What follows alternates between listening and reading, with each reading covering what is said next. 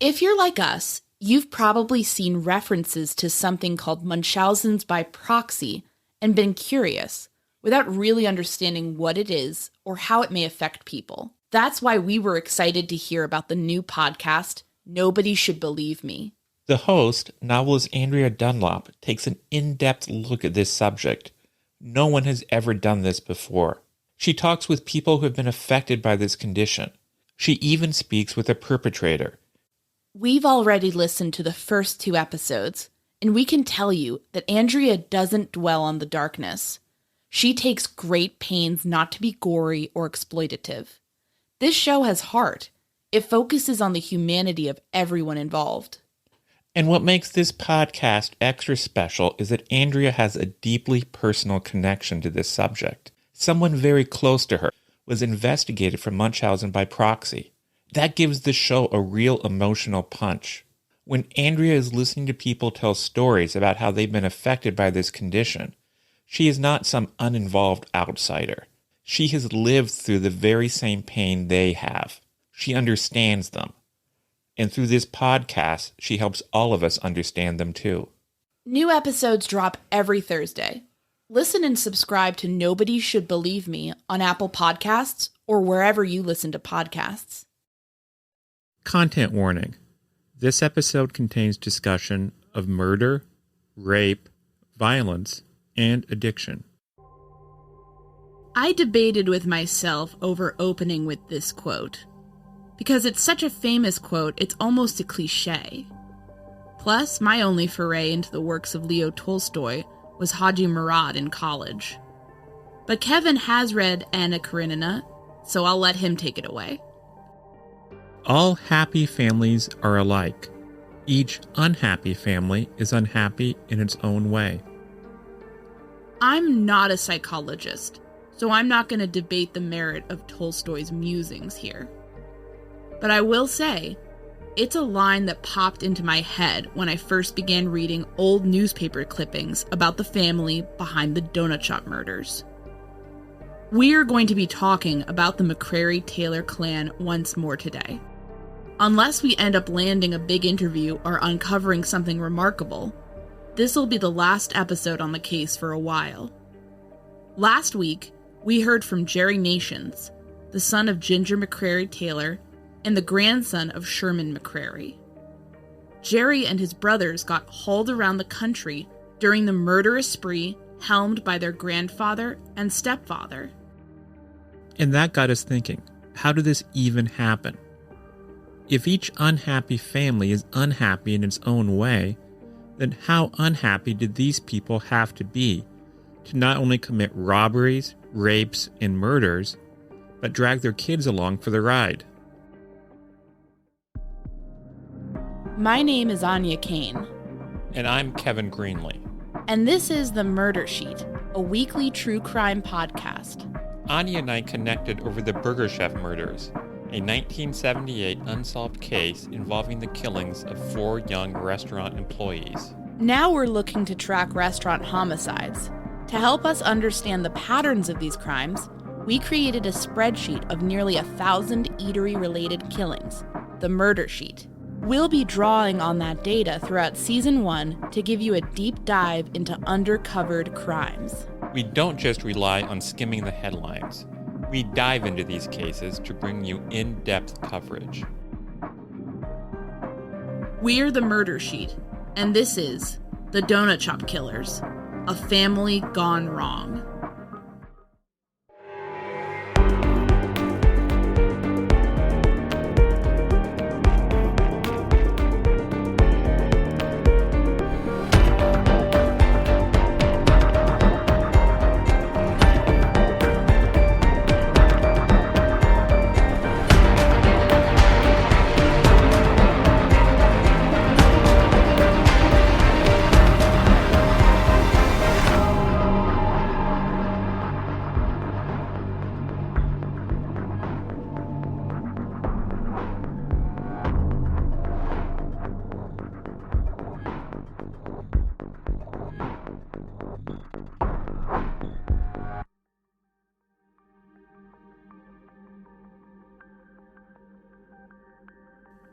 wanted to know more about what drove the McCrary-Taylor family.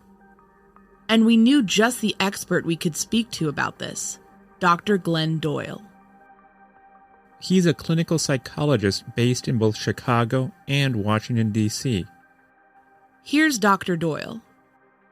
My specialty is working with serious post-traumatic and dissociative disorders.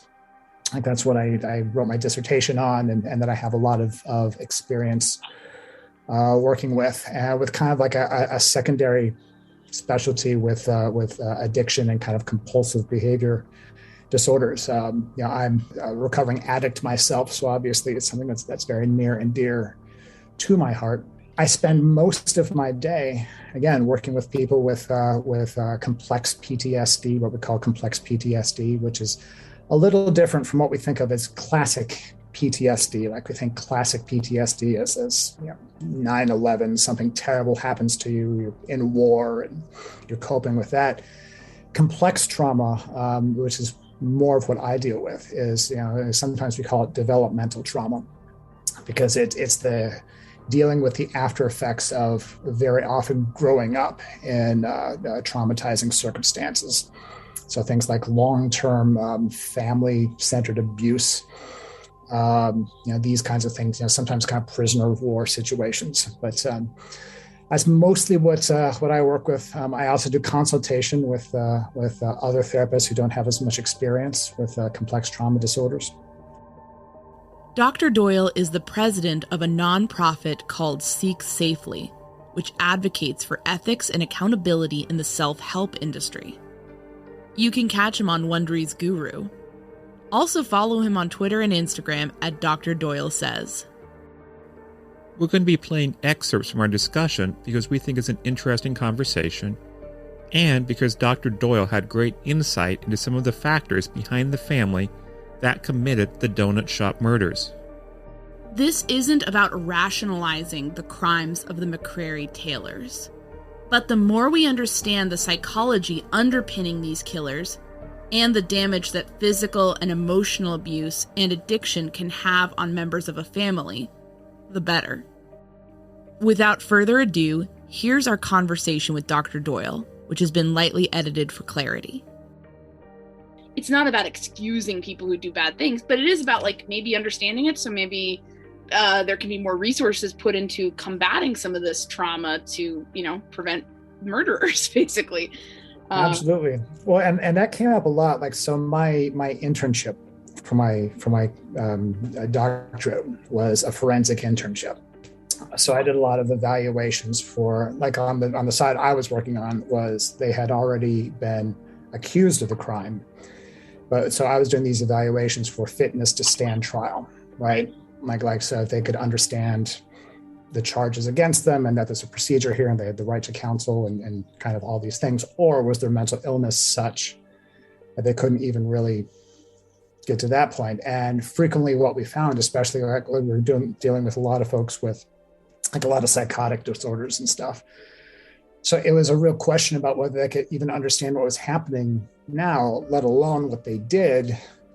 But the other thing that you almost always found was like whatever else had going on, psychotic disorder, whatever, there's just a ton of trauma and often a ton of addiction stuff. So the stuff that came out in this case is not at all unusual for serious forensic cases like this. Now, to be honest, there's a reason that I locked on to the alcoholic angle in this case. Why I read details about Sherman McCrary's liquor habit with morbid fascination. Like Dr. Doyle, I'm a recovering addict. I'm an alcoholic, and by the time this episode comes out, I'll be over 2 years sober. So just know that we don't come into this topic with any judgment for someone who is struggling with addiction. Based on his behavior in news reports, it seems fair to posit that the McCrary household was helmed by an alcoholic. Press reports about Sherman McCrary indicate that he drank at least a quart of hard liquor every day. Later on, Carl Taylor would claim that his father-in-law was the impetus behind the murder spree. Taylor himself is likely being self-serving here, but it's certainly fair to say that Sherman McCrary played a big role in how all of this happened. Tell us a bit about, addiction, though, and sort of like, it's not, and you mentioned it doesn't come up in a vacuum. You don't just become an addict, whether it's with drugs or alcohol or whatnot. Maybe if you could speak a bit about like how a person might come to be in that sort of position. Sure. So when we talk about addiction, what we're really talking about is how somebody handles or doesn't handle stressors. And those stressors could be like internally generated, like feelings or memories or something. It could be externally generated, things coming at them, things happening to them. We all have the problem of how to deal with stressors. We all have the problem of how to deal with feelings. We all have the problem of how to deal with what happens to us, whether or not it's particularly traumatic, like even everyday stressors. Like every human being has these problems.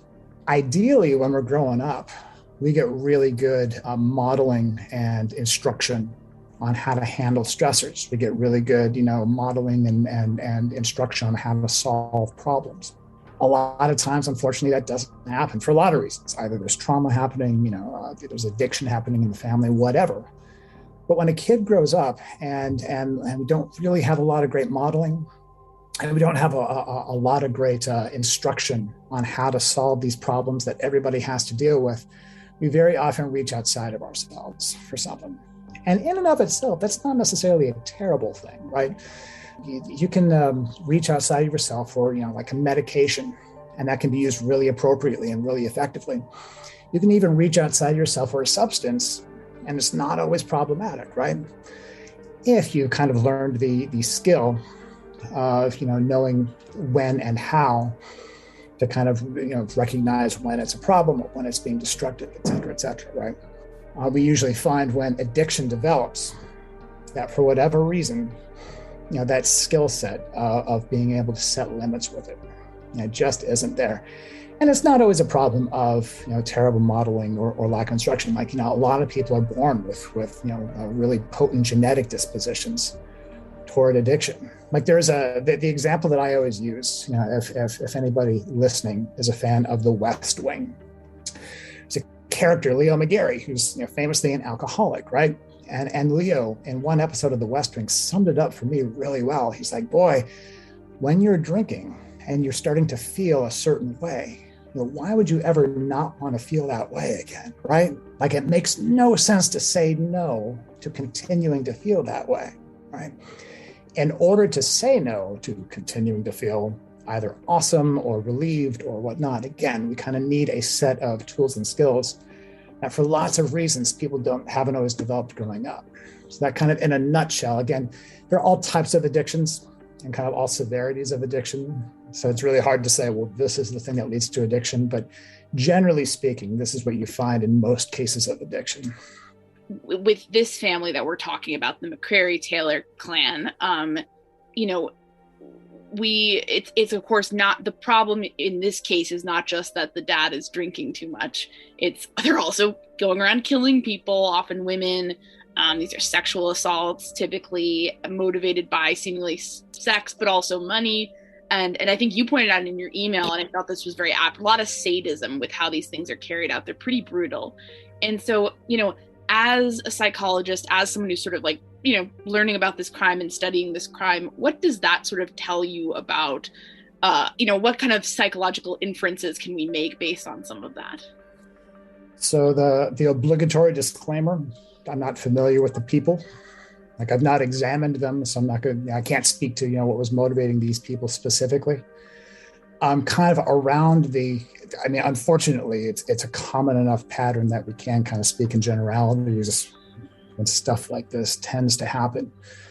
One thing that we know happens with substance use of almost every kind is that the inhibitions get lowered, right? So these things that normally keep us from exploding in rage at somebody, for example, or that might keep us from, impulsively being physically violent or impulsively, indulging in a sexual appetite.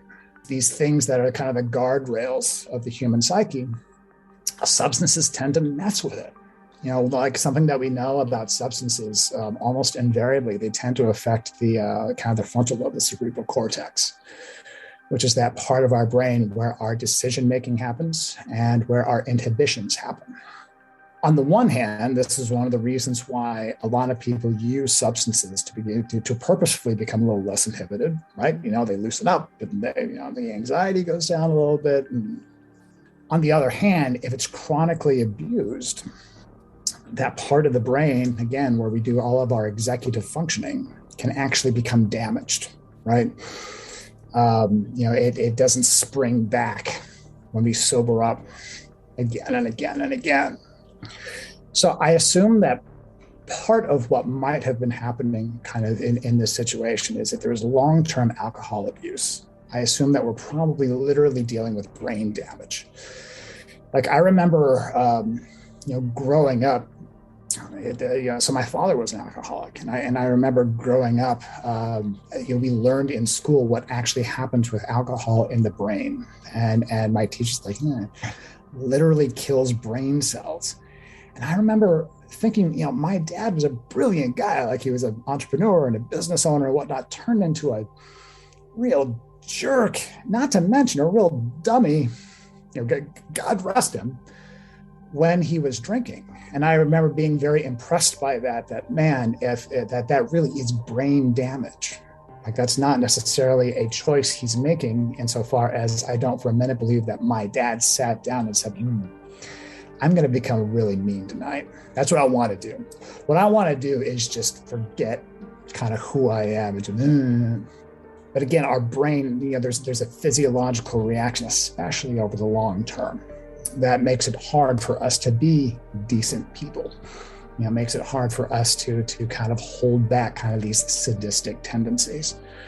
You could make the argument that, okay, well, the sadistic tendencies would have to be there in the first place, for a lack of inhibition to lead to something like this happening. But it's something that research kind of shows again and again is that, human beings, there's certain extreme exceptions, but the vast majority of human beings kind of fall under the bell curve in a pretty even distribution of kind of what we would call our sadistic tendencies, right? So what might actually make the difference between those people we know to be sociopaths and people we know to be mass murderers and people who, might have those fantasies or thoughts, might channel it into writing a fiction book or producing a TV series, producing a podcast. I don't know. What might make the difference between someone like that versus somebody who goes on and actually acts out these things, might be kind of the long-term effect of substance abuse. Now, the flip side of that is, these crimes also had a lot of executive functioning happening. There was a lot of planning happening. So you could also kind of, perhaps make the argument that, boy, if these people were sufficiently brain damaged that they couldn't rein in their sadistic tendencies, you're telling me that, okay, so that was damaged, but they are still high functioning enough to, stake out these locations and kind of watch the habits of these people that they're going to victimize and wait until closing time. And then, right. So there are lots of ambiguities. What I will say is that, going back to what I mentioned a moment ago about solving the problems of living, solving the problems of stressors and how to handle emotions, how to handle urges, how to handle traumas, et cetera, et cetera. One thing that in families where there tends to be a lot of addiction, there also tends to be a lot of neglect. Just tends to be, and there tends to be a lot of neglect. Not infrequently, there tends to be abuse. So it may not be the case that there just wasn't problem solving modeled. It may actually be the case that there was problem solving modeled of a terrible, terrible type, right? Some people might have seen problems, quote unquote, solved by somebody getting the crap beaten out of them. Somebody is annoyed by another person, doesn't like another person, or is attracted to another person. And that problem is solved by some violent acting out. So there are multiple possibilities. The one commonality is that for these problems of living to be solved, and makes it really hard when there's a substance and an addictive behavior pattern kind of happen. Because there are kind of two parts to that, right? Like there's the effect that the substance is having on the nervous system, but there's also the compulsive behavior that goes along with addiction, kind of the substance seeking and the substance dependence and the kind of the attachment that goes to the substance that, ideally would be to family and to society and to, maybe spirituality, right? Over, there's a lot going on. What fascinates people about these crimes is that in a way they were sort of committed by a family unit, which is unusual. Unfortunately, it does happen sometimes, but to have a roving gang that's basically a family going around raping and killing people is certainly not the norm for serial killers. But, what does that tell you about, speaking generally, because obviously you haven't examined any of these folks, most of them are dead, and the ones who are surviving are either in prison or we can't find them. But, what does that tell you about a family that's actually so enmeshed that it's going around actually doing really horrible crimes together? So I think there are a few factors that can help explain why something like this happens. I think it's impossible to overstate the effect of what social psychologists would call the de-individuation effect. So, the research is really solid on the fact that there's stuff that a person wouldn't consider doing, but if it seems to be accepted by the group they're in, they will do it. And it's really shocking, actually. Like, the group doesn't have to be that big for the de-individuation effect to kick in, right? Essentially, what social psychologists think happens is that the moral culpability. Now, there are lots of theories as to how we evolve into morally thinking and feeling and deciding beings. And it's not coincidental that all that developmental stuff I was talking about with like attachment and problem solving, we're morally developing at the same time, right? So if all that is scrambled, like our moral development tends to jump the rails as well. Like, it'll be really weird for like one part of the development to be unaffected while the rest of the development is completely screwed, right? But again, with de-individuation, what social psychologists think happens is that calculus of like, man, I better not do something. I better not do this thing because it's horrible. That gets transferred to the group.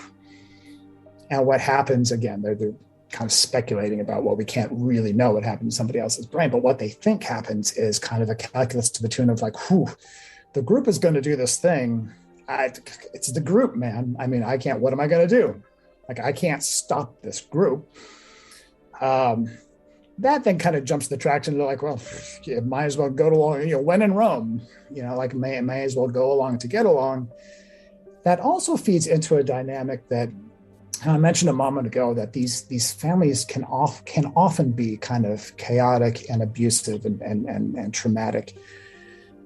A kid growing up in that kind of system, or maybe somebody who marries into that kind of chaotic, potentially violent system, if they're having a normal post-traumatic response to that, might be like, boy, I need to do what I need to do to survive in this system.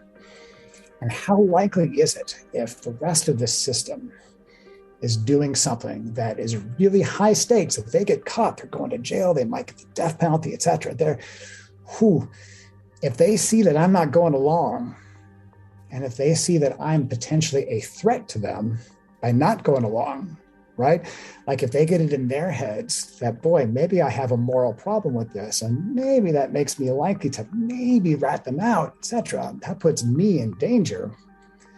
And that's going to flip a switch in the nervous system of like, boy, trauma response. I have to do what I need to do to survive. And that can range either from kind of this post-traumatic numbing of like, dude, I'm just going to go along to get along, screw it. Or it can trigger a post-traumatic response that we call fawning. Like, so there's fight and flight, which most everybody knows about. There are two other responses. There are lots of trauma responses. The two other big responses that we talk about, like, there's just freezing, which is just, you do what you're going to do. I'm going to try and make myself as unnoticeable as possible. And maybe this will all just kind of pass. But there's this thing called fawning, which is where we try to be accommodating of the thing that we find threatening, right? We think that this is where, the fawn, the post-traumatic fawn response may be what Stockholm syndrome might have to do with, right? Like, boy, I need to do what I need to do to survive here. And that means making myself available to and helpful to my abusers or the people who are doing these terrible things. Dude, survival's job number one. I got to do what I got to do, right? So again, like, these things can be really complex. And that's why it's really hard, I think, to, on your episode where you discussed this, you kind of went into like degrees of moral responsibility and how much free will is really involved when you're in an abusive environment and whatnot. That's where these issues get really sticky, because it's not like, dude, I wish we could just turn off post-traumatic responses. I wish we could. I wish there was a switch in our nervous system that we just, nope. I'm turning off the fawn response. Unfortunately, as we know, there's not. This is one of the reasons why trauma survivors very often come through what they come through with this feeling of like responsibility for like, oh man, it was my fault. It was my fault. I didn't tell anybody, right? Or yeah, maybe I played along, I think what kind of gets lost in that is an understanding that, boy, especially if you're young, but not just when you're young, like kind of all throughout the lifespan. Now, if you have this post-traumatic reaction get triggered and your entire nervous system is kind of the survive mode, the frontal cortex doesn't come into play. We're dealing with like a very reptilian survival response. You'll probably remember that in previous episodes covering this case, I castigated Ginger Taylor and Carolyn McCrary, the wives of Carl Taylor and Sherman McCrary, for standing by while their spouses raped and murdered other women. I felt they had a lot of culpability in what happened. I mostly stand by that, but I think it is important to talk about the possible context of that sort of behavior. It's interesting with the fawn response. We sort of saw that from Danny too. He was the youngest son. He actually expressed fear of Carl Taylor, who was the son-in-law, and sort of like one of the detectives who we spoke to basically said, if anybody had a shot at a totally normal life, it was him. He could have been okay. And it's sad because he ended up getting life in jail, and it seemed like he was certainly the candidate for rehabilitation. That never really happened. But anyways, long-winded way to talk about in terms of the women here, right? There's the trauma element. And we also know that Carolyn was raised by an alcoholic father who kind of seemingly put her to work earning money for the family, at a very early age. And then of course, Ginger, her daughter, is raised by Sherman McCrary, right? So where does the role of, the families in which we're raised in play into situations like this, where it might result in, a woman sitting by while another woman is like raped and kind of just being like, Sure. No, and I mean, this is going to get tiresome to hear me say again and again, but it's complicated, right? Something that we often see, and that there have been lots and lots of theories advanced as to why this happens, but we often see what looks like people recreating dynamics from when they grew up, when they were young. Like kind of the joke is that, oh, you always marry your father, you always marry your mother, like whatever it is. And sure, we kind of, sometimes we see that pattern. And there have been lots of efforts to try and explain that. So Freud, going all the way back to Freud, he was into this thing called repetition compulsion. He thought it was an unconscious process by which we not on purpose, but we unconsciously recreate what we grew up with. Like, so if we grew up with chaos and fear, we might marry a train wreck to kind of recreate that dynamic. And what Freud thought we were doing was trying to master it. Like what Freud thought we were doing is like, okay, we're trying to kind of do the escape room again and again until we can finally get out of the escape room. Lots of people have different ideas about what, that might be true or not. I happen to, I'm more of a behavioral self-esteem guy. And what that means is I think that as we grow and as we develop, we get a certain idea of not necessarily what we deserve, although there's that, but we get an idea like, what are my limits? Like what's really out there for me? So if I grow up in this just train wreck of a family, it's really hard for me to believe that I'm going to be the one to meet the awesome person and to have the awesome life, right? What's probably happened is I've probably gotten an idea in my head. And again, it's not my fault, but I've probably gotten an idea in my head that what usually happens to people like me? Yeah, I usually marry the not so awesome. I usually have to make some compromises just because that's who I am, right? And we call that a self-esteem thing because self-esteem goes to what we think we deserve. Like the psychologist who came up with really wrote a lot about self-esteem in the early days. A guy by the name of Nathaniel Brandon thought that self-esteem had two components. One component was, can I do stuff? Am I efficacious? Can I manage the world? And the other part was like, do I deserve good stuff? Or do I deserve to be eternally punished?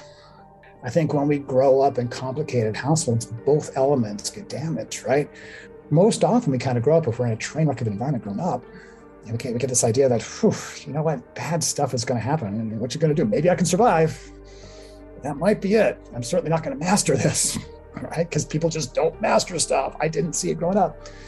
The other piece of the equation is like, do I deserve good stuff? If you grew up in kind of a train wreck of an environment, you're probably like, why would I deserve good stuff? Why would anybody deserve good stuff? People suck, right? So there's that hypothesis as to why people might grow up and kind of marry into these chaotic symptoms. On top of all of that, so it might be repetition compulsion, there might be a self-esteem issue. On top of all of that, again, we can never discount the role of trauma and dissociation in all of this. So when we grow up in an environment that is unpredictable, uncontrollable, frequently painful, a very common defense that we develop is something called dissociation. And it happens on a spectrum, and it's exactly what it sounds like. We can't escape the danger physically often.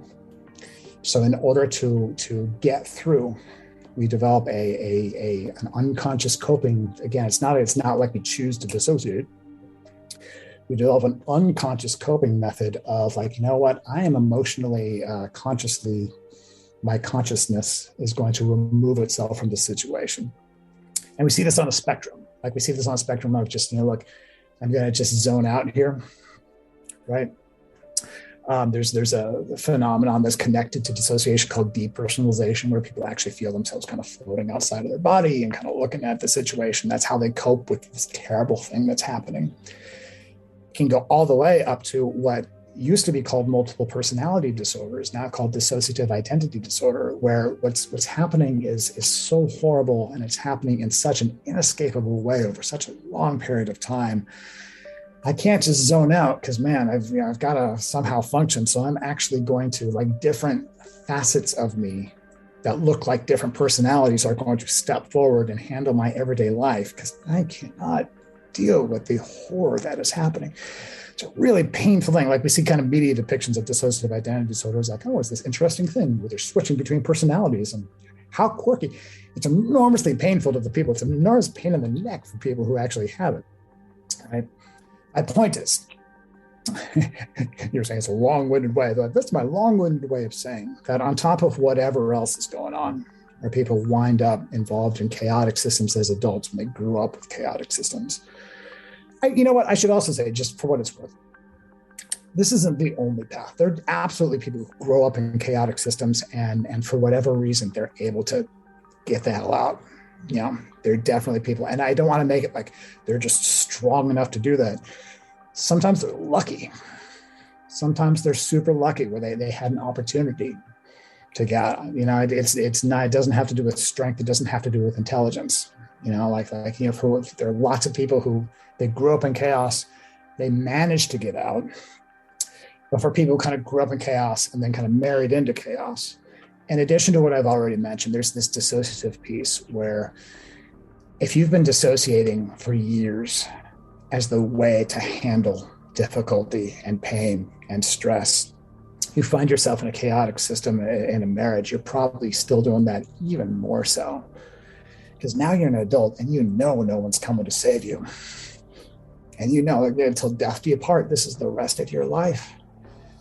So I would be shocked if, again, not having examined these people, but I would be shocked if somebody who grew up kind of with that level of chaos and pain and violence that they probably grew up with were not dissociated out of their minds a lot of their adult times. Like, you raise the question, like, how can somebody just sit by while somebody else is like in front of them is just brutally assaulted and killed?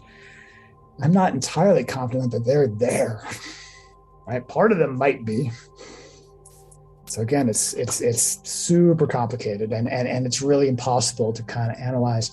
Like if all things were equal, and it was just a person, if it was just Anya or Kevin and put them down in front of somebody who's being brutally assaulted and killed, all things being equal, I'd say, sure, there's we can talk about levels of responsibility that said, I think, again, when you grow up with like these complicated history, and this doesn't make an excuse, like something that we talk about in therapy a lot is that explanations are not excuses and excuses are not explanations. So I get really interested in explaining these things or hypothesizing about these things. In my mind, it's really hard to kind of go into moral responsibility and these kinds of things when like it's so complicated, right? I think increasingly, even as society is more interested in true crime than ever, there is almost like an idea of like, oh, it's just, Ted Bundy, he's just bad and he just comes out of nowhere and gets you. And it's like, well, I mean, maybe sometimes there's real extreme outliers within, a population, but also a lot of things feel like maybe if you had taken Sherman McCrary away from his family as a baby, I don't know. I mean, you could play mind games all day, right? But you bet. Something that I think our culture, just as a rule, doesn't talk enough about, that's really relevant to this issue of addiction and how that plays out in families and behavior later on. I think our culture doesn't discuss the issue of neglect near enough. Like we very often discuss trauma and often when somebody says trauma, it's assumed that they're talking about abuse, and often we are. I think what's less understood and less talked about is neglect. So when you have a kid who's growing up, like let's say a kid is being raised by one or two or more addicts. By definition, if somebody is an addict, that means they are heavily involved with their substance or behavior of choice, right? It's consuming a lot of their wattage, right? That kid is probably not getting what they need in terms of attachment, in terms of modeling, in terms of learning, right? Neglect happens in a lot of like we think of neglect as like, well, I put the kid off in a corner and I never talk to him. That's not the only way neglect happens. Neglect happens when kids don't get what they need. And you got to think that in systems that are being mostly run by addicts, and this is not a moral finding, like, these dirty addicts.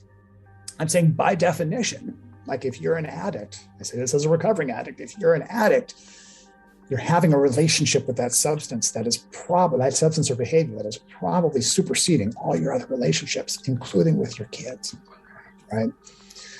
So a lot of this, I think, can be understood through the lens of neglect. What did these kids need that they didn't get growing up?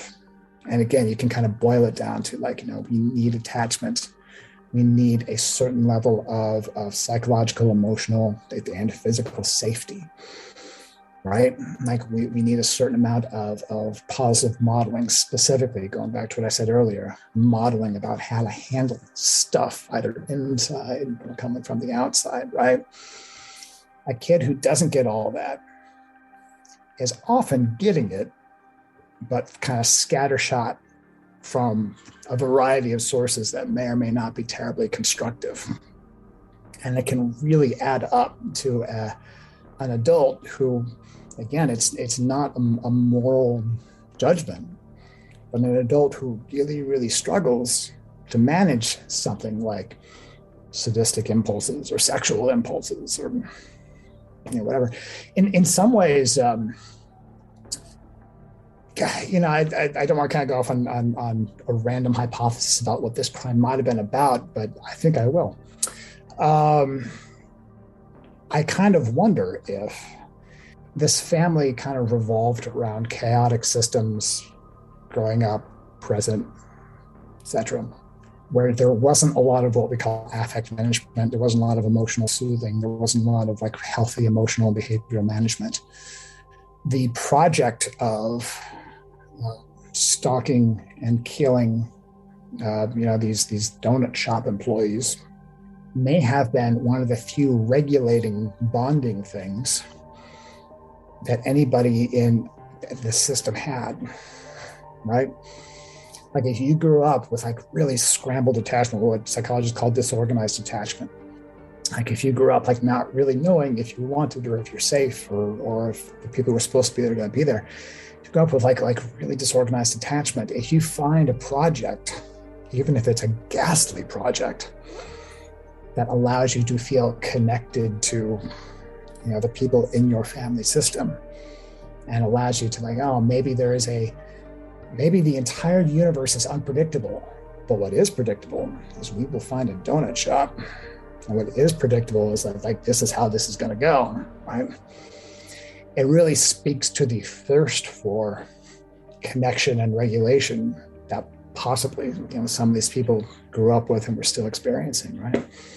I think you're really spot on. And it's like it's like putting it like it's us versus them. We're a family. We're together. We're in this together, Good time. And like, I've read a little bit about dysfunctional and addictive family systems, and my understanding, and this also kind of falls into the spectrum of like committing a crime, right? Where there's a lot of, if a parent is addicted or a parent is dysfunctional or neglectful in a way, there's a lot of talking around that issue, and there's like we're not gonna address that, almost like a lot of denial, a lot of enabling, a lot of saying, all right, we're gonna keep going in the mobile around this, and like I don't know, just speaking off the cuff, that just seems to be something that would benefit a family system that's intent on killing other people, because it's kind of like we're all gonna stay in this together. Oh, absolutely. Also think about, like I know a lot is made in the literature about, especially serial killers and the issue of perceived personal autonomy or power. Like if you think about a family system that, they were not great, they were struggling socioeconomically. The money wasn't always there. The stability wasn't always there. This is probably something, it might have been something that, in addition to helping them feel regulated and connected, helped them feel powerful, man. Like, this is the thing that, I can assert dominance over, this vulnerable person. In addition, it's pretty well established that, part of the motive for a lot, not just serial killers, just a lot of criminals, is kind of a narcissistic rush at, I can do this thing and maybe not get caught. And maybe I can do it again and again. Maybe I can get so bold as to do it like with a leitmotif, like donut shops or whatever. And there's a feeling of power. This is one of the reasons why forensic psychologists speculate, why serial killers often, like you kind of hear the cliche that something, they want to get caught. Right. So they start making mistakes and they start getting bolder and they start leaving clues to their identity, and et cetera, et cetera. That kind of helps to maybe explain that phenomenon of, they've gotten a taste of what it's like to have kind of power over, the authorities, right? Like I'm sufficiently smart that I can do these things and get away with them, et cetera. So. Yeah, and of course the grand culmination of this family's crime was Carl Taylor walking unmasked into a grocery store in broad daylight and robbing the place. Didn't kidnap anybody, but then of course gets pursued and just steals a car, and it all sort of fell apart after that. And like, you look at that and you're like, what were you thinking, man? Like even though they weren't necessarily, I wouldn't categorize them as particularly like sophisticated crimes. I think there is something to be said for going states away from your home, killing somebody and leaving, where you have no attachment to the area. But like doing that right in your neighborhood, hey, I'm Carl Taylor. I mean, that's just but it makes sense in the sense of like, we're escalating because it feels good. There was something interesting about that, because and correct me if I'm wrong, he went and did that, came back, and the rest of the family was like, whoa, what are you doing? We want no part of this. Like, you dummy. Like, what? Suddenly there was a division there. That's exactly right. The family was apparently pretty ticked off at Carl Taylor for pulling that hasty Giordano's robbery. It's a moment that really highlights the clash of egos between Taylor and McCrary, how their murderous collaboration started to fall apart. In a sick way, it almost sounds like Taylor was trying to stake out on his own, make his own name in the family business, which, in this case, happened to be violence, robbery, and murder. People don't think straight when we're being driven by especially dynamics that have to do with our family. I was about to say our family of origin. This wasn't his family of origin, but when like we've all seen examples, like we all probably have examples of when, like, I know the smart thing to do is this, but I feel like I'm in competition with my brother or my parents or like whatever. I mean, that our decision making gets a little. And the reason for that, I mean, broadly speaking, from a neuropsychological perspective, is we're no longer deciding from here. We're deciding from the middle of our brain, from here, right?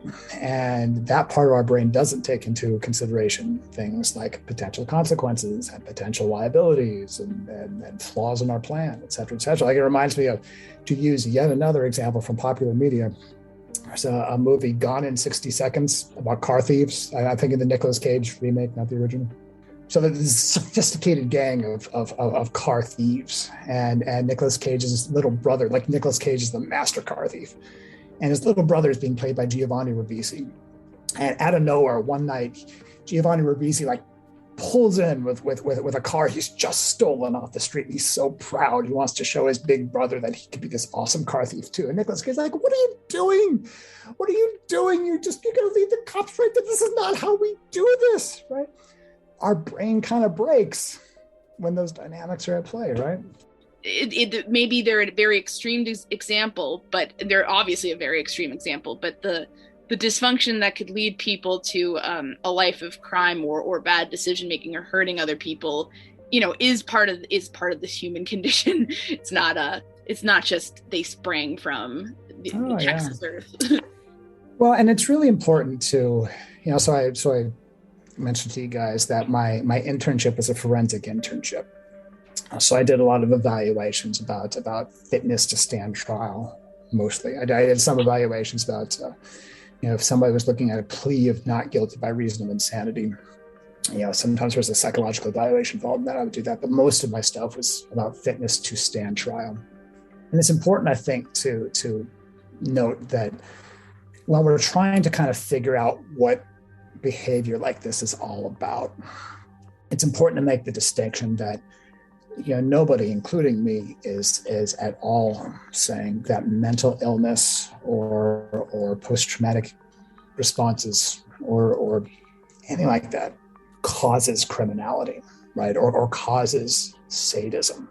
We can take a look at the reason why we're looking at those factors is because we observe that these people did something that most human beings don't do.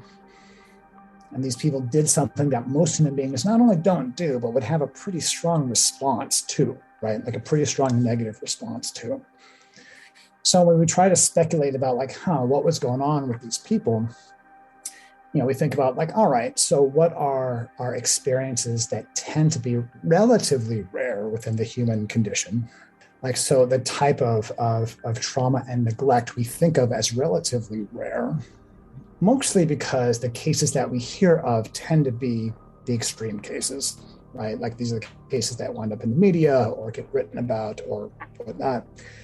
Really important, though, to remember that abuse, neglect, growing up in chaotic environments, actually way more common than we think.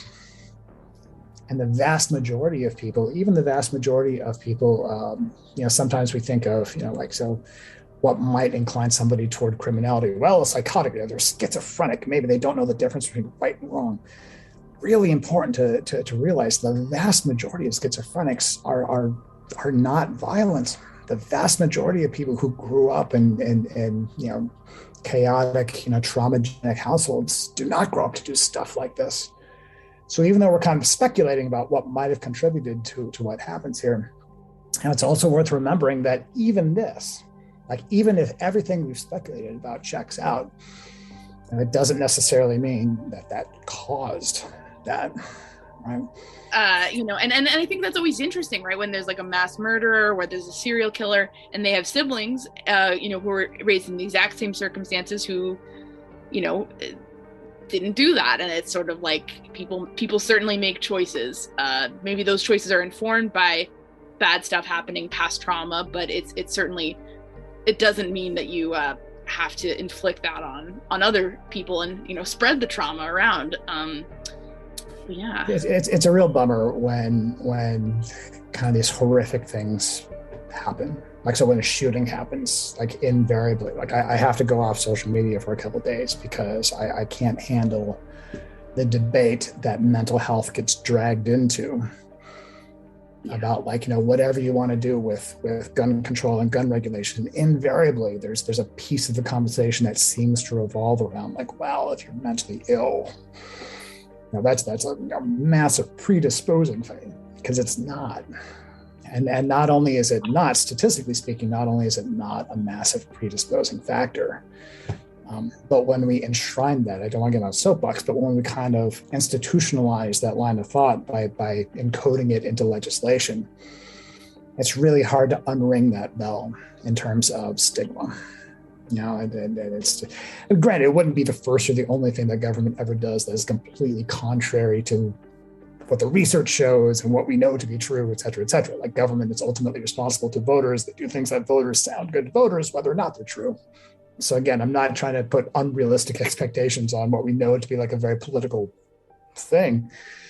But again, it really bothers me when, and your listeners are probably, I'm going to imagine this isn't the first or the only true crime show they listen to. I like listening to true crime shows.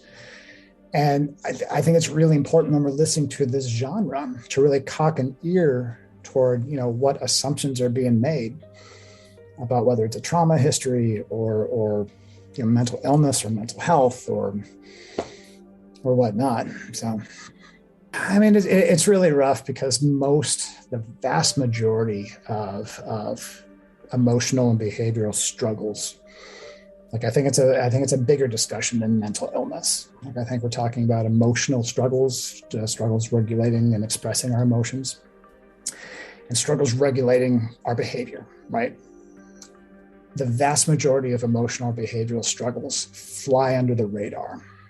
When it drives me up a wall when I see, statistics bandied about, whether it's by government agencies or news organizations or whatnot, about, statistically speaking, X many people are of this gender or this class, whatever, are abused or neglected, et cetera, et cetera. I'm true, but it's really important to remember that you're getting what is knowable and reportable. There are so many people listening to this who have a trauma history that no one's going to know about, except them. Because maybe they, for whatever reason, either they don't have access, don't want, maybe it doesn't rise to the level where it's messing up their life enough to for it ever to come to the attention of someone who would impute that into a database of some sort. So again, I'm so, one of the reasons I'm thrilled to come on and talk with you guys about this is I think that there needs to be, especially around crime and true crime and criminality and motive and these kinds of things, there needs to be so much nuance kind of in the conversation because, boy, we are a culture and a world that is hurting emotionally and behaviorally. And that doesn't always come out in the official reports. That doesn't always come out in kind of these broader conversations about cultural problems. So how does a family go so very wrong? Well, based on our conversation with Dr. Doyle, it doesn't seem fair to blame just one thing. And flattening out the discussion with quick and easy allegations about addicts or mental illness clearly is not the right path. It seems the McCrary-Taylor clan was afflicted by suffering, poverty, trauma, and addiction. We really loved what Dr. Doyle said about how we all live in a world that's hurting. Hopefully, by understanding that, we can try to hurt one another less, try to uplift those who are hurting, and push our leaders and lawmakers to enact policies that reduce hurt and offer healing. Here's Dr. Doyle to close us out. If I could just leave with the message that I just kind of elaborated upon, that whatever we might be able to understand about people or a family, a system, whatever, knowing what necessarily little we do know. Like we know what we know, but we don't know what we don't know about this family system and what was actually going on, et cetera. And we can kind of speculate.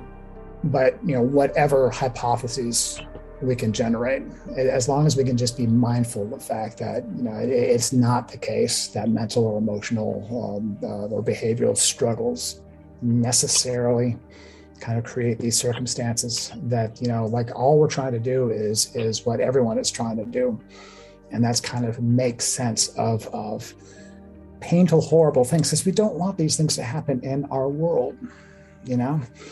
If I could just encourage everybody to Google or read up on childhood neglect.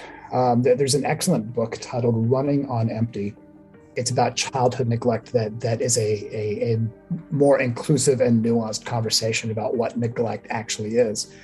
I think a lot of people, if they check that out, or even just check out some of the resources about childhood neglect, you begin to really understand, kind of what role neglect plays in addiction and trauma and kind of a lot of these issues that we're kind of nibbling around the edges of here. Thanks again to Dr. Doyle. We really appreciated his thoughtful insight. Thanks for listening to this episode of The Murder Sheet. As always, thanks to Kevin Tyler Greenlee, who composed the music for The Murder Sheet, and who you can find on the web at kevintg.com. To keep up with the latest on The Murder Sheet, please make sure to follow us on Instagram and Twitter at murdersheet, and on Facebook at msheetpodcast, or by searching Murder Sheet. If you enjoy listening to The Murder Sheet, please leave us a 5-star review to help us gain more exposure. And send tips, suggestions, and feedback to murdersheet@gmail.com. Thanks so much for listening.